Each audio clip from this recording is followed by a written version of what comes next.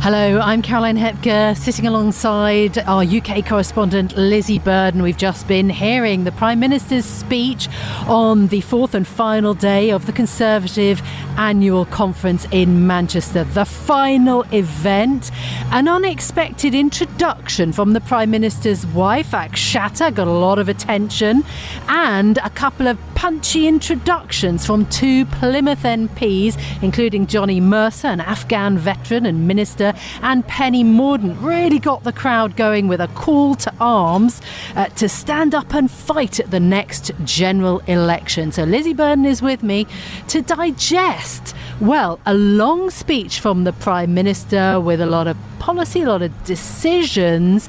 Firstly, do you think this is actually a pitch for voters, a pitch to the party? What was the aim of the speech from the Prime Minister? What did you hear that caught your attention? When the Prime Minister makes these speeches, he's got to hit all those notes. He's got to speak to the party in the room. He's got to thank the fundraisers. These are the people who will be out there campaigning for this party at the next general election. But he knows that the country's watching on the TV, listening on Bloomberg radio, and he's got to lay the foundations for the general election as well. We're just watching him coming out away from the podium with his wife, shaking hands as he goes through the hall. Raucous applause, actually. Yeah, absolutely. And I think, first of all, the first lines that really grabbed me: we have done good things. That was what Rishi Sunak was talking about. 13 years of a Conservative government, and yet, of course, the series of leaders, and the Prime Minister talked about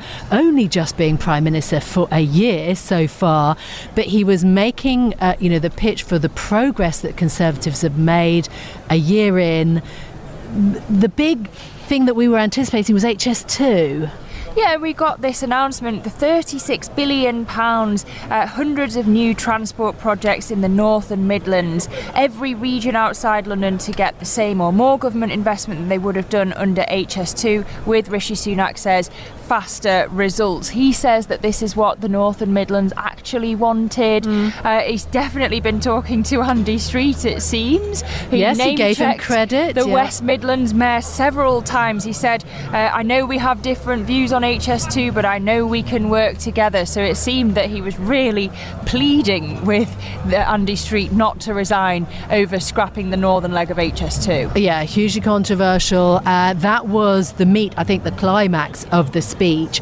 He also, though, and I think this got fewer applause and perhaps even befuddled some people in the audience, our mission is to fundamentally change this country. It's a strange pitch given the length of Conservative Party rule. So I detected a little bit of hesitation from the crowd when the Prime Minister said that. Also, pitching yourselves as the party of change when you're Conservatives and you're trying to conserve what is already there. Talking about the 30-year political status quo when, as you say, the Conservatives have been in power for nearly half of that. It seemed somewhat lacking self-awareness. Yes. Also, I think the lines around when the Prime Minister talked about the opposition leader, the Labour Party, the worst thing about Hepker, again, that was a little lacklustre, I think, from the Prime Minister, who perhaps isn't the most comfortable in those sorts of direct political attacks.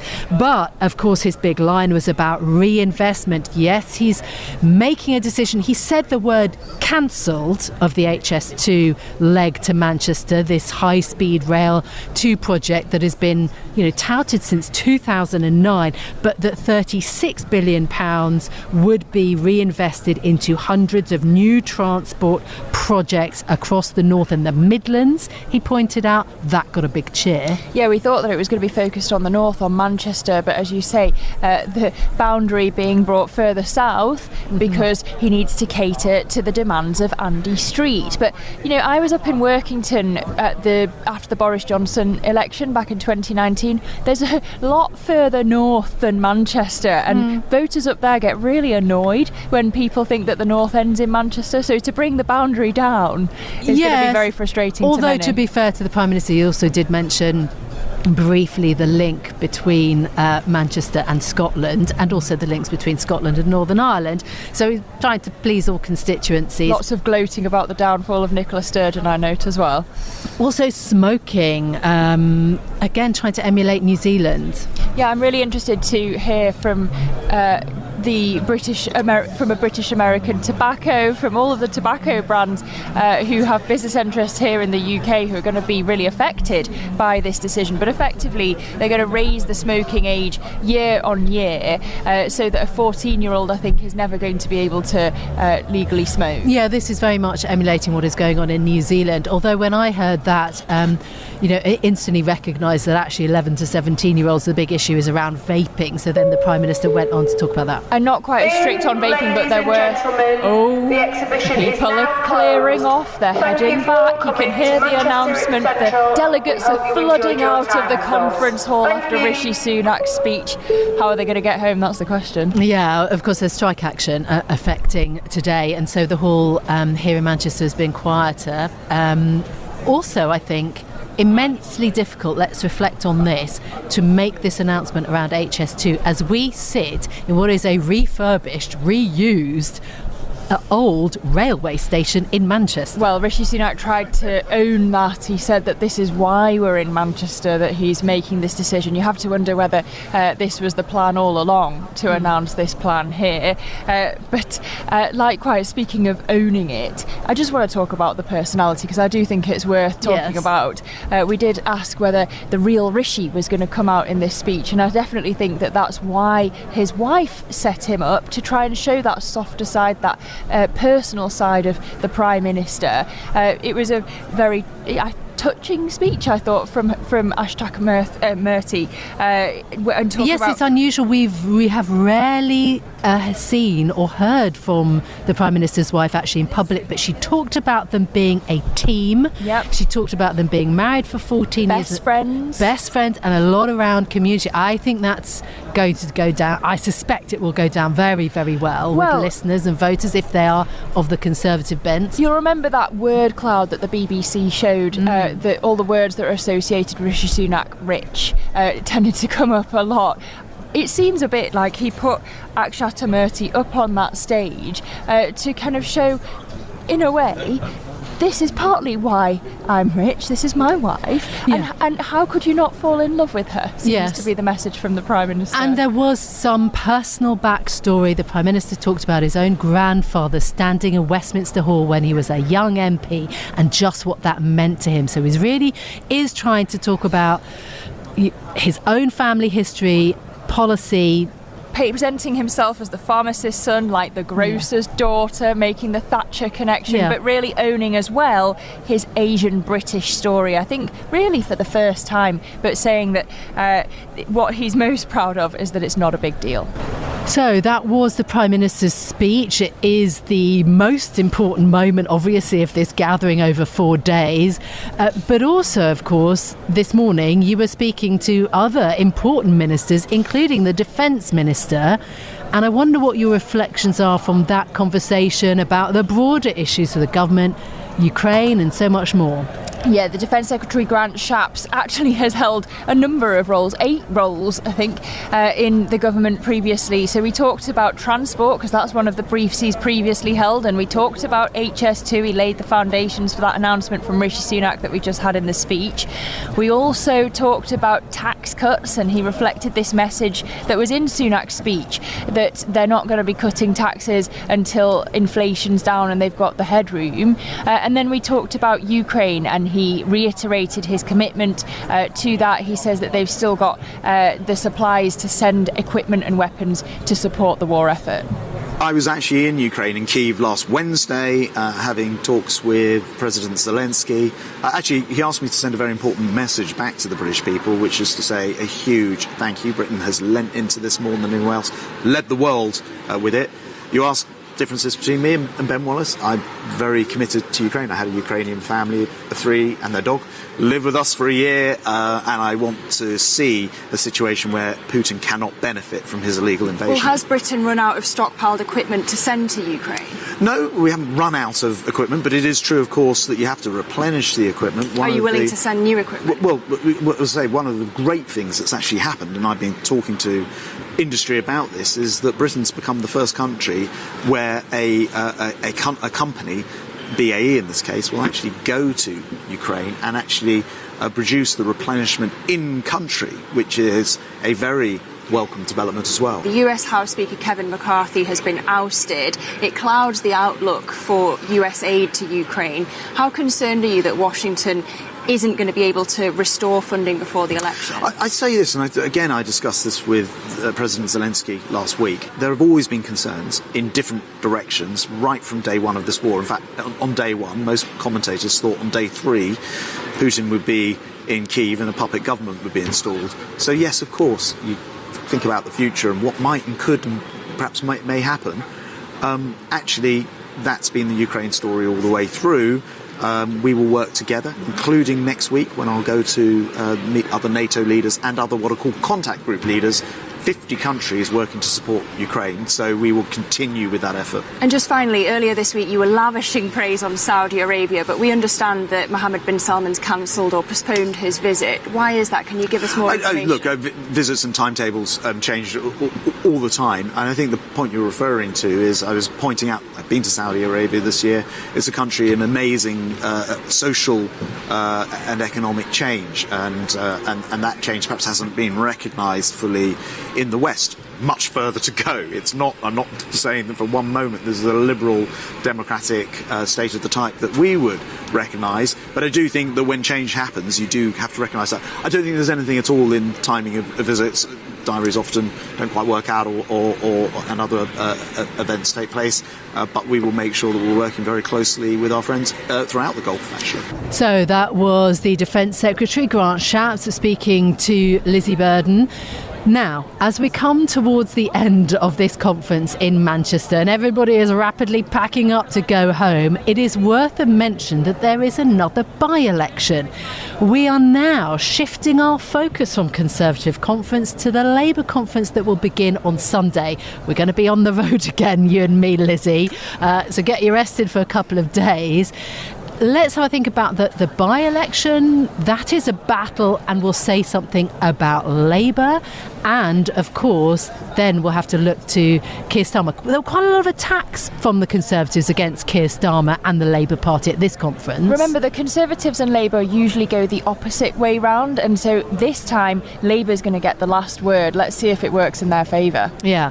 So, up next, we've been speaking to the peer and pollster Robert Hayward, having a conversation about the by-election in Rutherglen, which is south of Glasgow in Scotland, a very important vote, a test for Labour versus the Scottish National Party, but then also on the question of Conservative Party polling and his thoughts ahead of the next potential general election.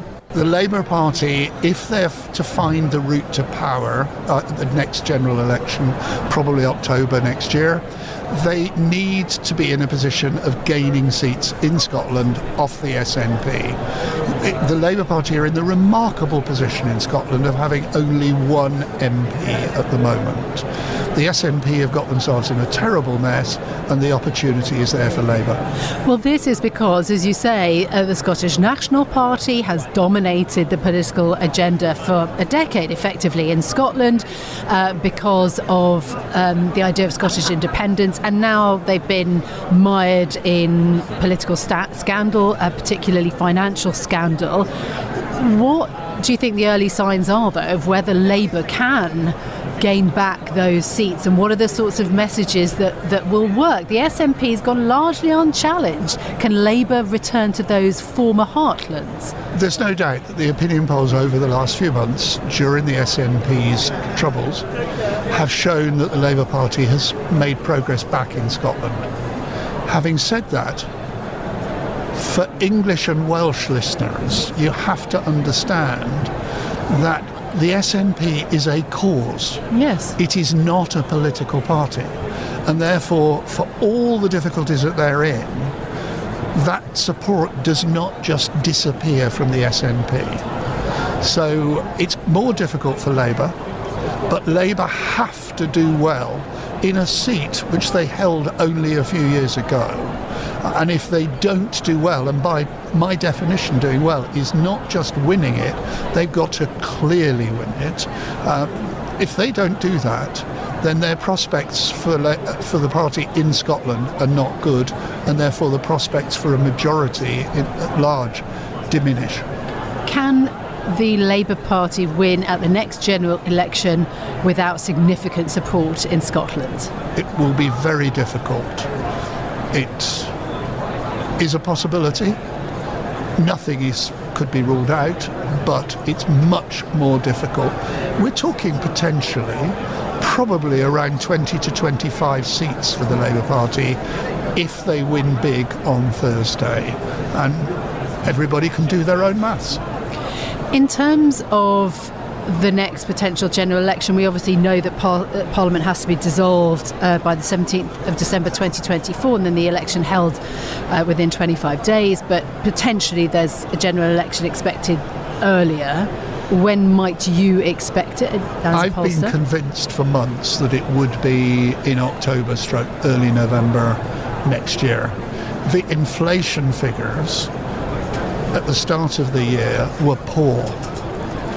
Every poor inflation figure associated with every interest rate rise for the Bank of England meant that the Tory party had to go longer to find a window of opportunity where inflation was down, interest rates might be falling, and therefore the prospects would improve. And that's why it all points to October, early November next year. Notoriously difficult to predict UK elections, not just from turnout, but also because the first past the post system makes it very tricky. Support has to be counted at a constituency level, and then from that you accumulate what the parliamentary party might look like. What do you think the chances are? How big of a swing would Labour have to get in order to be secured a majority if they were to win in the next general election? How do you calculate swing versus seats, parliamentary seats? It is difficult, particularly because you're dealing not just with the national issue of Scotland, but also regional issues. The red wall seats, as they're referred to, or blue wall seats, very different demographically. And the challenge for the Labour Party is absolutely enormous in terms of the number of seats they have to gain just to get a majority of one. And we're talking in terms of the equivalent of all the seats Tony Blair won in his massive landslide of 1997. Just gives the Labour Party a majority of one. So the challenge is big. But the challenge is even bigger because you use the word turnout. My expectation is that people are generally disaffected with politicians, and therefore many of them will say, well, a plague on all your houses, I'm not going to vote. And predicting it under those circumstances, as well as this huge block, which all the polls show, of uncertain Conservatives of 2019 makes it a nightmare looking a year ahead. The so-called soft blues. Well, speaking of blue, as you come into party conference here in Manchester, there's a huge map telling MPs and party officials and workers to have a look at the boundaries of your constituency. The map's on the floor. Does that mean that Conservatives are gearing up for a fight, or is there a bit of hopelessness in the face of very difficult polling? It's not hopelessness. The Conservatives are behind the curve in terms of what they would be expecting to be, where they would be expecting to be at this point. That map is a clear indication of the new constituency boundaries, and that is another element of making predictions difficult. I was involved, as I have been for 20 years, with one colleague from Conservative Central Office leading the representations on the changing of the boundaries to an independent organisation, the Boundary Commission. And there are very substantial changes, and all the political parties are gearing up to fight on those different formations of constituencies within counties. It's a challenging task. Conservatives are 20 points behind in the polling versus Labour. There was one poll earlier this week that showed a slight softening of that lead. How much optimism do you think Rishi Sunak and his team can take from that? You should never take one poll under any circumstances. But actually, senior Tories did take made a great deal of that poll. I'm sounding a warning on doing that. Politicians of all political persuasions will always put the best gloss on whatever you're discussing, whatever it may happen to be. But can they... don't take one poll. There has been a general drift upwards of the Conservative vote share in opinion polls, but it is only a drift, and there's been a drift downwards of the Labour vote share, but it is still a very substantial task. Is the path to victory pushing Rishi Sunak as the leader of the Conservatives? He's more popular than his party, versus Keir Starmer, in some senses the opposite. That is the key point, and it's the reason why I think turnout's going to be lower, is because there isn't a politician who is absolutely lighting up the airwaves in the way that Tony Blair did in 95, 96. As you said, Rishi Sunak's slightly more popular than Conservatives. Keir Starmer is less popular than the Labour Party. People don't know who Ed Davey is. So we are in this position whereby people are not really attracted by any particular offering at this moment. What the Tories have to do is, and Rishi Sunak has to do in the next year, and particularly in the final few months, is give the voters a reason to vote Conservative. At the moment, they don't see that. That was Lord Robert Hayward then speaking to us here on Bloomberg UK Politics. Lizzy, have you had a good few days in Manchester? This is your hometown. It is my hometown. It's the best city in the world. It's been a bit dull by comparison to last year's chaos, but I think maybe that's the way Rishi Sunak wanted it to be. Of course, that meant that all the other stories rushed into the spotlight instead, but he seems to have claimed HS2 back with his speech in the end. Yeah, absolutely. Well, that's it from us for today. As I say, we'll be also at the Labour Party conference starting on Sunday. If you like this programme, don't forget to subscribe, give it 5 stars so that other people can find it on Apple Podcasts, Spotify, or wherever you listen. This episode was produced by James Wilcock with the help of Stephen Carroll, and our audio engineers were Marifal Hussain and John Wasserman. I'm Lizzy Burden. And I'm Caroline Hepker. We'll be back with more tomorrow. Bloomberg UK Politics. Listen weekdays at noon on DAB Digital Radio in London.